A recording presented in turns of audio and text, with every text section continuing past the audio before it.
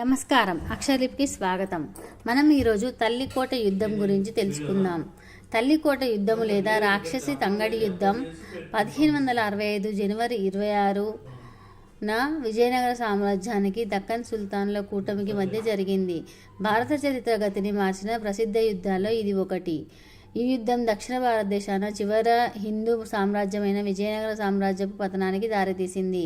శ్రీకృష్ణదేవరాయల పాలనలో ఉచ్చస్థితికి చేరుకున్న విజయనగర సామ్రాజ్యాన్ని ఆ తర్వాతి కాలంలో అచ్యుతరాయలు, ఆ తర్వాత సదాశివరాయలు పరిపాలించారు. అయితే సదాశివరాయలు నామమాత్రపు రాజు. వాస్తవంలో పూర్తి అధికారులు ఆలియ రామరాయల వద్ద ఉండేవి. అతడే దైనందిన పరిపాలన నిర్వహించేవాడు. ఈ యుద్ధానికి దారితీసిన పరిస్థితులు ఒకసారిగా ఉత్పన్నమైనవి కావు. దశాబ్దాలుగా విజయనగరానికి సుల్తానులకు మధ్య గల వైరం తరచూ యుద్ధాలకు కారణభూతమవుతూనే ఉండేది.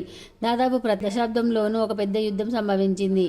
ముఖ్యంగా సంపదలతో తులతూగే కృష్ణ, తుంగభద్ర నదుల మధ్య ఉన్న రాయచూరు అంతర్వేది ప్రాంతం వీరి వైరానికి కేంద్రంగా ఉండేది. 1509 నుండి 1565 వరకు విజయనగరంపై విజయం సుల్తానులకు అందని పండే అయింది. అంచేత సహజంగానే విజయనగరాన్ని ఓడించాలనే కాంక్ష వారిలో బలపడింది. శ్రీకృష్ణదేవరాయలు 1520 మే 19న బీజాపూర్ సుల్తాను ఇస్మాయిల్ ఆదిల్ షాను చిత్తుగా ఓడించి రాయచూరును స్వాధీనం చేసుకున్నారు. ఆ తర్వాత సుల్తాను విజయనగరాన్ని గెలుచుకోవాలనే కలను మర్చిపోయి తన పొరుగున ఉన్న ముస్లిం రాజ్యాలతో స్నేహ సంబంధాల కొరకు ప్రయత్నించాడు. రాయచూరు ఓటమి దక్కను సుల్తాన్ల ఆలోచనలో మార్పుతో పాటు సమైక్యంగా ఉండాలనే తలంపును తీసుకువచ్చింది.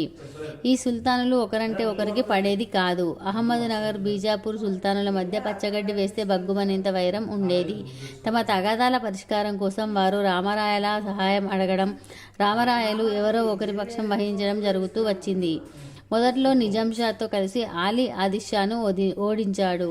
కొంతకాలానికి ఆదిల్ షా రామరాయలతో మైత్రి నరిపి నిజాంషాపై యుద్ధం చేశాడు. మరో సమయంలో హుసేన్, నిజాంషా, ఇబ్రహీం కుతుబ్ షా కలిసి ఆలీ ఆదిల్ షా పైకి దండెత్తినప్పుడు అతడు రామరాయల సాయం కోరాడు. ఆదిల్ షా రామరాయల సంయుక్త సైన్యాన్ని కళ్యాణి వద్ద ఎదుర్కోవడానికి సిద్ధపడ్డాక సరిగ్గా యుద్ధం మొదలు పెట్టబోయే ముందు కుతుబ్ షా నిజాం షాను ఏకాకిని చేసి తాను రామరాయలతో చేరిపోయారు. చేసేది లేక హుసేన్ షా అహ్మద్ నగర్కు పారిపోయాడు. ఒక పరస్పర నమ్మకంతో కూడిన కాలపరీక్షకు నిలిచిన స్నేహాలు ఎవరి మధ్యన లేవు. సైనిక పరంగా సుల్తానులపై తనది పైచేయిగా ఉండడంతో రామరాయలు వారితో చులకనగా ప్రవర్తించేవాడు. తన సభలో వారి రాయబారులకు తగు గౌరవం ఇచ్చేవాడు కాదని చరిత్రకారులు చెబుతారు. అయితే ఈ విషయం మీద చరిత్రకారుల్లో భిన్నాభిప్రాయాలు ఉన్నాయి. కొందరు చరిత్రకారుల ప్రకారం రామరాయలు ముస్లింలు నివసించే ప్రాంతాలను ఆక్రమించుకున్నప్పుడు ముస్లిం మతాచారాలను అవమానించేవాడని చెబుతారు. కానీ కొందరు ఇది సరికాదని, రామరాయల వద్ద అనేక మంది ముస్లింలు పాలించేసేవారని, రామరాయలు వారి కొరకు ప్రత్యేకంగా నివాస స్థలాలు, ప్రార్థనా స్థలాలు కట్టించి ఇచ్చేవాడని అంటారు. విజయనగర సామ్రాజ్యం చాలా విశాలంగా ఉండేది. అంతేకాకుండా సిరి సంపదలతో తులతూగుతూ అపారమైన సైనిక సంపత్తి కలిగి ఉండేది. ఇంతటి బృహత్తరమైన సామ్రాజ్యాన్ని జయించగలిగే శక్తి ఏ ఒక్క ముస్లిం రాజ్యానికి అప్పట్లో లేదు. దక్కన్ సుల్తానులందరూ కలిసి ఒక కూటమిగా ఏర్పడితేనే విజయనగరాన్ని జయించే అవకాశం ఉంది. విజయనగరాన్ని జయించడానికి కూటమి ఏర్పాటుకు పూనుకోవాలని ఆదిల్ షా సన్నిహితులు, సలహాదారులు ఆదిల్ షాకు చెప్పారు. ఇంకో గమనించవలసిన విషయం ఏమిటంటే ఆ సమయంలో ఆలీ ఆదిల్ షాకు రామరాయలకు మధ్య మైత్రి ఉండేది. అయినప్పటికీ అతడు గోల్కొండ సుల్తాను ఇబ్రహీం కుతుబ్ షాతో మంతనాలు చేశాడు. ఇబ్రహీం దానికి ఒప్పుకోవడమే కాక ఆదిల్ షా బద్ద విరోధి అయిన అహ్మద్ నగర్ సుల్తానుకు రాయబారం పంపి ఆలీ ఆదిల్ షా, హుస్సేన్ షాలకు సంధి కుదిర్చాడు. ఈ సంధిలో భాగంగా హుస్సేన్ షా కూతురు చాంద్ బీబీ సుల్తాన్ను ఆలీ ఆదిల్ షా పెళ్లి చేసుకోగా ఆదిల్ షా చెల్లెలు బీబీ హదియా సుల్తానాను హుసేన్ షా కొడుకు ముర్తాజా పెళ్లి చేసుకున్నాడు.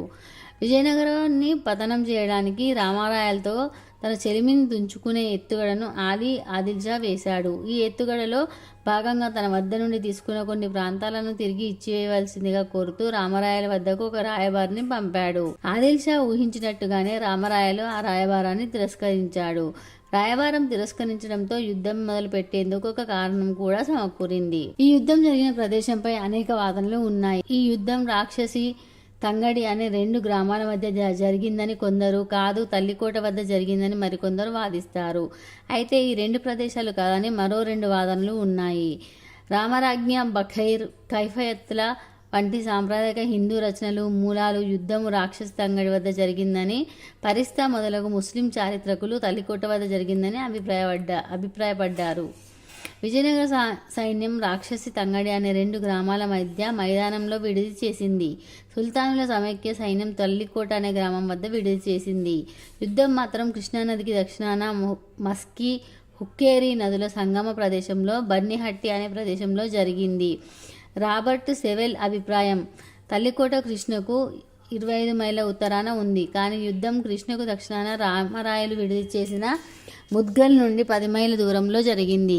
సుల్తానుల కూటమి కృష్ణానది వంపులో ఇంగల్గి గ్రామం వద్ద దాటి ఉండవచ్చు. కాబట్టి యుద్ధం ఇంగల్గి గ్రామం నుండి ముద్గల్ పోయే దారిలో భోగాపూర్ అంటే బాయాపూర్ అనే గ్రామం వద్ద జరిగి ఉండవచ్చు అని కొందరి అభిప్రాయం. 4 సుల్తానులు తమ సైన్యాలను బీజాపూర్ సమీపంలోని ఒక మైదాన ప్రాంతంలో కలిపారు. 1564 డిసెంబర్ 25న ఈ కూటమి సైన్యాలు దక్షిణముఖంగా ప్రయాణించి కృష్ణానదికి 25 మైళ్ళ దూరంలోని తల్లికోట గ్రామం వద్దకు చేరుకున్నాయి. కూటమి సైన్యాలు చాలా రోజుల పాటు అక్కడే విడిది చేశాయి. అక్కడ విజయనగరంలో రామరాయలు కూడా యుద్ధ సన్నాహాలు ప్రారంభించాడు. తన తమ్ముళ్ళు తిరుమల రాయలు, వెంకటాద్రి రాయలు సమేతంగా కృష్ణకు దక్షిణ భాగాన రాక్షసి తంగడి గ్రామాల మధ్యన సైన్యాన్ని మోహరించాడు. సుల్తాన్ సైన్యం నదిని దాటే అవకాశం గల అన్ని చోట్ల కాపలాను, పహరాను ఏర్పాటు చేశాడు. సుల్తానుల సైన్యం నది దిగువగా ప్రయాణం చేస్తున్నట్లుగా రామరాయల సైన్యాన్ని నమ్మించి ఒక రాత్రి వేళ నదిని దాటడం ప్రారంభించింది. తెల్లవారేసరికి సైన్యమంతా దక్షిణ తీరానికి చేరుకుంది. ఆ మరుసటి రోజున అంటే 1565 జనవరి 23న యుద్ధం జరిగిన తేదీని పరిష్ట జనవరి 23గా గుర్తించాడు. రాబర్ట్ సెవెల్ కూడా తన పుస్తకంలో అదే తేదీని తీసుకున్నాడు. 2 పక్షాల సైన్యాలు ఒకదానికొకటి ఎదురుపడ్డాయి. 2 వైపుల సైన్యం లక్ష్యంలో ఉంది.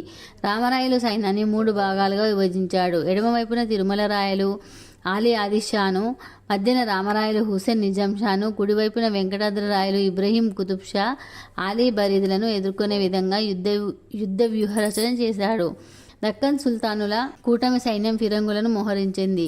ఈ ఫిరంగులను కప్పిపుచ్చుతూ 2000 మంది సైనికులు విజయనగరం సైన్యంపై బాణాల వర్షం కురిపించారు. విజయనగర సైన్యం వీరిపైకి దాడి చేసే సమయానికి వీరు లాఘవంగా తప్పుకొని ఫిరంగులకు దారినిచ్చారు. విజయనగర సైన్యం సరిగ్గా ఫిరంగులకు ఎదురుగా వచ్చింది. హఠాత్తుగా మొదలైన ఫిరంగి దాడులతో విజయనగర సామ్రాజ్యం వెనకడుగు వేసింది.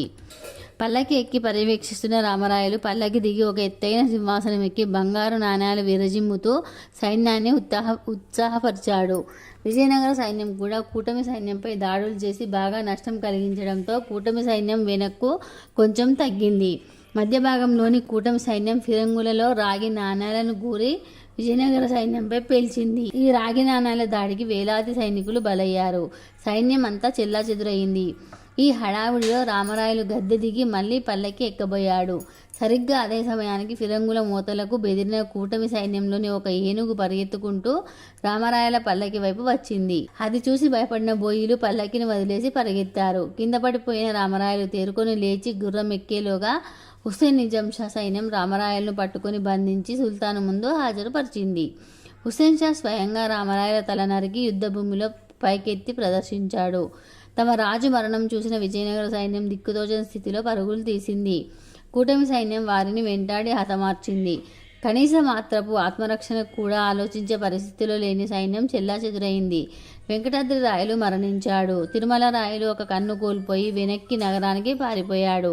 రామరాయల కుమారుడు తన బంధువులతో సహా ఆనెగొంది నుండి 3 కోసుల దూరంలో ఉన్న ఒక లోతైన గుహలో తలదాచుకున్నాడు. విజయనగర సైన్యం ఓటమికి గల కారణాలు. హిందూ సైన్యంలో వేగంగా కదిలే అశ్వాలు తక్కువ, మెల్లగా కదిలే ఏనుగులపై ముఖ్య సేనాధిపతులుండగా సుల్తానుల సైన్యంలో పారశిక అశ్వములపై సుశిక్తులైన యోధులున్నారు. ఇది సహజంగా సుల్తానులకు లాభించింది.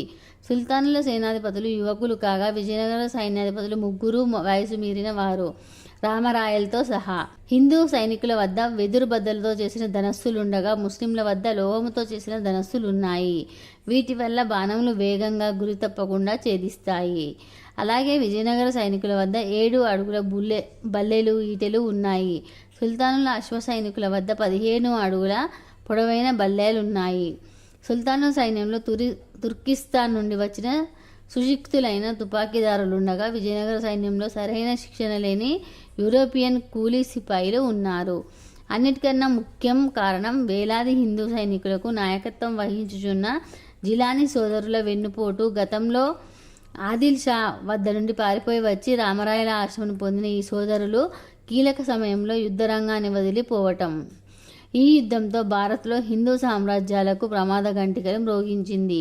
దక్షిణ భారతంలో చిట్టచివరి హిందూ మహా సామ్రాజ్యానికి తెరపడింది. అయితే గెలిచిన సుల్తాన్ల మధ్య కూడా శాశ్వత శాంతి నెలకొనలేదు. తమలో తాము కలహించుకోవడంతో వారు బలహీనపడి చివరికి మొఘలులకు, ఆ తర్వాత బ్రిటిష్ వారికి లొంగిపోయారు. ఈ వీడియో కనుక మీకు నచ్చినట్లయితే లైక్ చేయండి, షేర్ చేయండి. అలాగే మా ఛానల్ సబ్స్క్రైబ్ చేసి పక్కనే ఉన్న బెల్ గంటను క్లిక్ చేయడం అస్సలు మర్చిపోకండి.